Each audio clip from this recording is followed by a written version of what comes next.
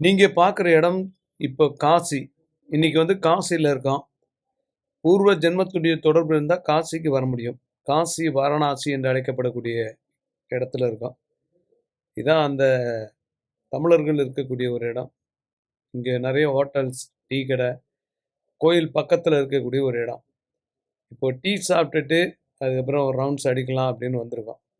Tea ரூ. 10, இஞ்சி, சர்க்கரை, டீ தூளு இந்த மாரி போட்டு கொஞ்சம் டிஃப்ரெண்ட்டா இருக்குது டேஸ்ட்டு. நெறைய மக்கள் இந்த ரிக்ஷாவுல தான் போறாங்க. கை ரிக்ஷாவுல.